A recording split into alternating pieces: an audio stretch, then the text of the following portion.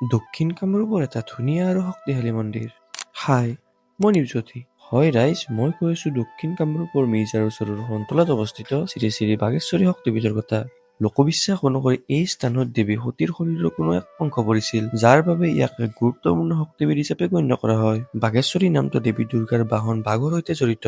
এই পবিত্ৰ স্থানক দেৱীক শক্তিৰ অধিষ্ঠাত্ৰী হিচাপে পূজা কৰা হয়। মিৰ্জাৰ এই মন্দিৰটো বহুত পুৰণি আৰু স্থানীয় ৰাইজৰ লগতে দূৰ দূৰণিৰ ভক্তসকলৰ বাবে এক গভীৰ আস্থাৰ কেন্দ্ৰবিন্দু। এই মন্দিৰটো কামৰূপ জিলাৰ মিৰ্জা চহৰৰ পৰা অলপ আঁতৰত সন্তলা নামৰ ঠাইত এটা সৰু পাহাৰৰ ওপৰত অৱস্থিত। পাহাৰীয়া শান্ত পৰিৱেশ আৰু প্ৰাকৃতিক সৌন্দৰ্যই এই মন্দিৰটোক অধিক আকৰ্ষণীয় কৰি তোলে। এই মন্দিৰটোৰ দুৰ্গা পূজা অতি আড়ম্বৰপূৰ্ণভাৱে পালন কৰা হয় আৰু পূজাৰ সময়ত ইয়াত হাজাৰ হাজাৰ ভক্তৰ সমাগম ঘটে। এই মন্দিৰটোত মনসা পূজাৰ লগতে বাসন্তী পূজা, নৱৰাত্ৰি, শিৱৰাত্ৰিও ইয়াত ভক্তিৰে পালন কৰা হয়। বাকী দক্ষিণ কামৰূপত থকা এই ধুনীয়া মন্দিৰটোৰ কথা আপুনি আগতে গম পাইছিল নে? যদি গম পাইছিল কমেণ্টত জনাওক আৰু এনেকুৱা ধৰণৰ ভিডিঅ' পাই থাকিবলৈ এই পেজটো ফ'ল' কৰি ৰাখক।